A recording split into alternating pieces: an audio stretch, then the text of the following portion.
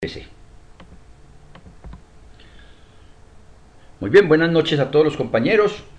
Estamos empezando a grabar el primer video de la primera sesión de una cohorte más sobre el curso de diseño de muestras con SPSS y EPIDAT, que además tendríamos alguna sesión, una y media, en fin, con el Excel también, pero más para comprender y observar diferencias en las fórmulas tradicionales para calcular un tamaño de muestra. En la dinámica y en la metodología que se lleva en estos cursos, primero es lo usual mostrar la parte conceptual, o sea, en una presentación en Power como estamos acá, y dentro de esa presentación se tiene las inquietudes de los participantes en primer momento, valga decir, las inquietudes que ustedes van teniendo me las envían por correo con pues obviamente un día de antelación siquiera para preparar esas respuestas. Entonces empezamos con las inquietudes. En algunos momentos yo entro con la conducta de entrada sobre el tema, a ver cómo estamos, para ir nivelando. Se afianzan conceptos y luego se entra a que observen en el manejo o el manejo del software. Por lo tanto, también necesitamos el software SPSS, por un lado, y en las primeras sesiones, valga decir desde la próxima, el EPIDAT, que se descarga gratuitamente. Yo envié un enlace, uno de los enlaces hoy en la tarde, para bajar, descargar el EPIDAT. El 3.1 se baja más fácil, el 4.1 es más potente, tal vez pide más daticos, pero cualquiera de los dos nos sirve para el efecto. Y vamos a empezar entonces en este primer video.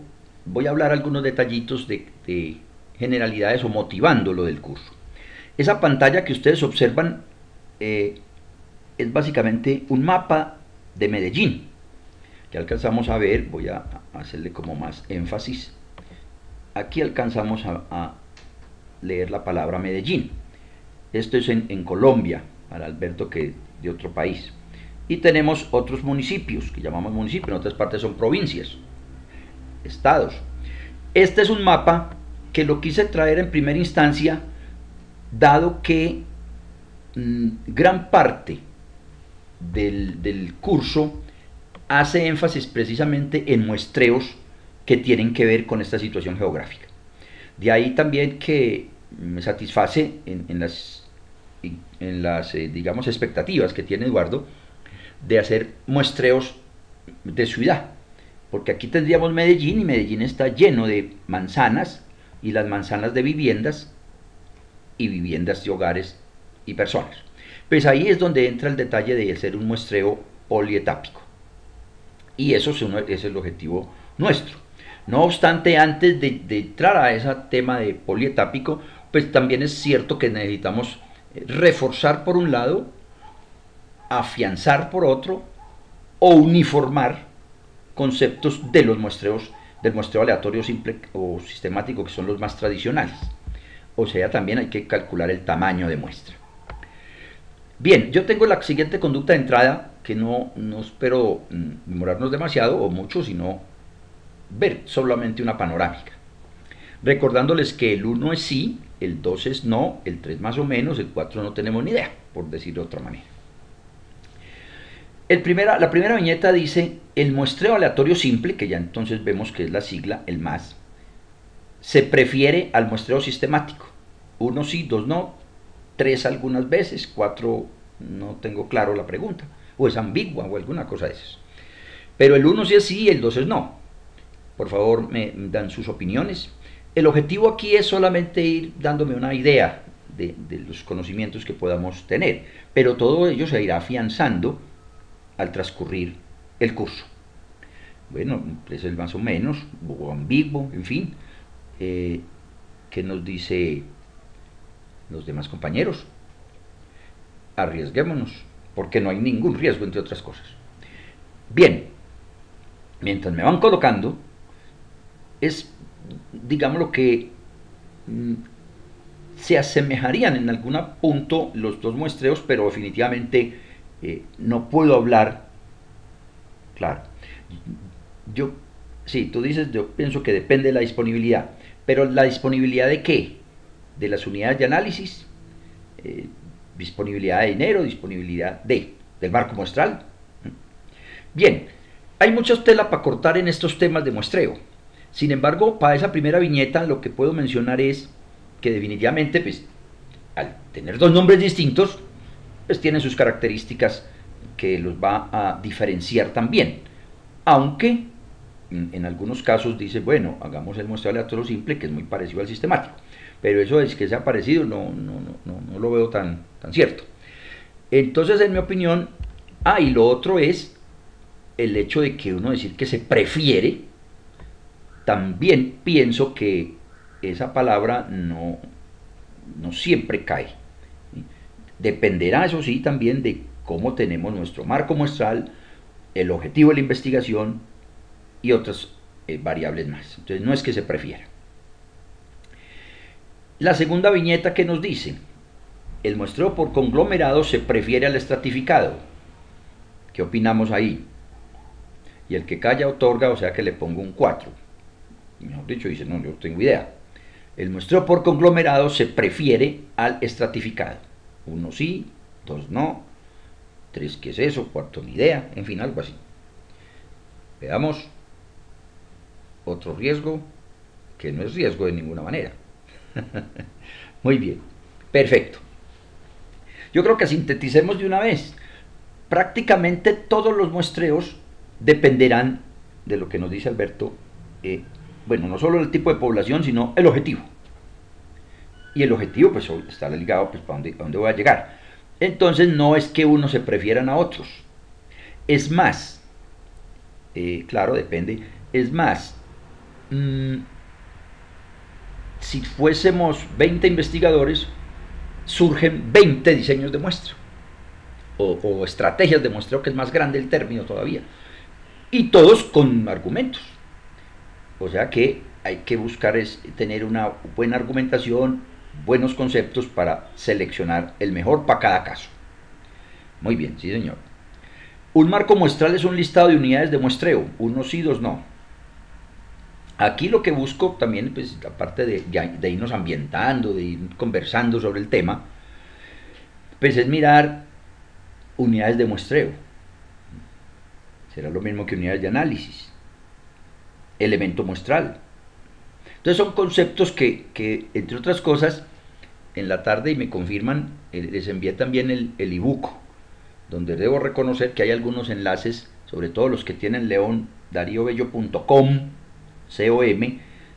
están rotos los enlaces por alguna dificultad con el servidor, pero los enlaces que llevan a videos para profundizar los conceptos que hay ahí explicitados están válidos. O sea que ahí van a encontrar enlaces a los videos de muestreo sistemático, de muestreo aleatorio simple, muestreo estratificado, etc. En ese ebook que envié, que me confirman también si les llegó a todos, pues están las definiciones de todos ellos. Veamos acá el concepto de unidad de muestreo, pero son más unidades de la población. Bueno, eso está dentro de las definiciones que les estoy planteando, que hay que leer un poquito en el texto. Sin embargo, también depende del área donde estemos, se habla de unidades o de elementos. Pueden ser sinónimos en algunos puntos. Sí, hay que leer, claro, pero también obviamente yo estoy acá para agilizar ese proceso. El tema de elemento muestral. En algún tipo de, o en alguna etapa del proceso, es sinónimo de unidad de muestreo. En otros no. Valga decir, la unidad de muestreo puede ser la vivienda. Pero entonces el elemento muestral, o sea, al que yo voy a analizar o a que me dé la información, es el jefe de hogar. Entonces la unidad de muestreo es distinto al elemento, porque la unidad es más grande.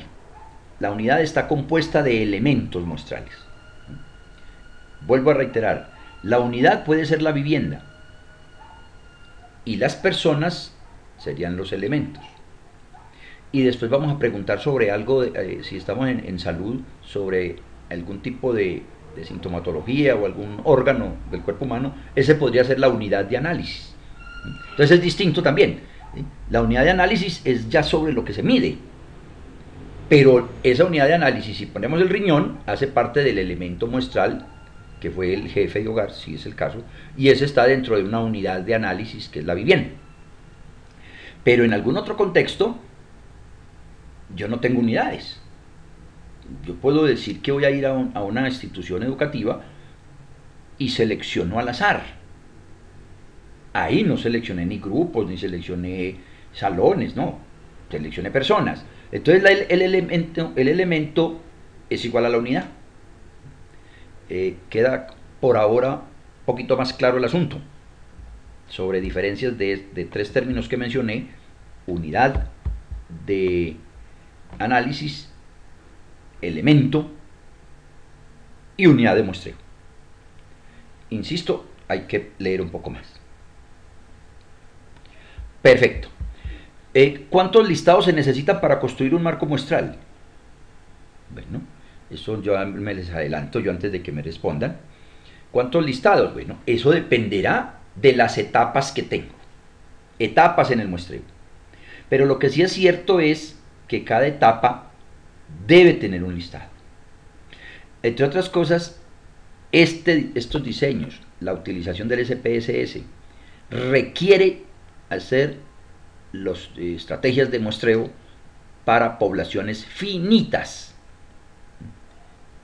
Es correcto, Alberto.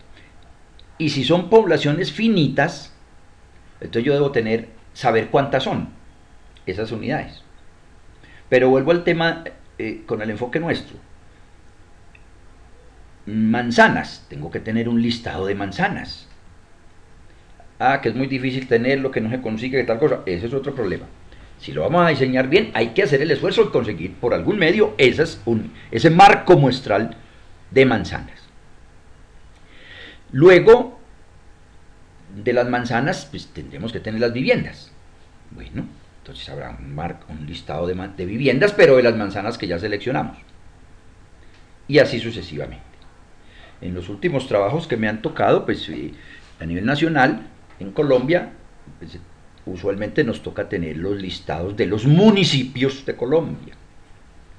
Y dentro de los municipios nos toca tener en cuenta o bien las EPS, que son las entidades promotoras de salud de Colombia, o en otros estudios me ha tocado, también fue en la parte de colegios, escolaridad, dentro de esos municipios, pero hay que tener los listados.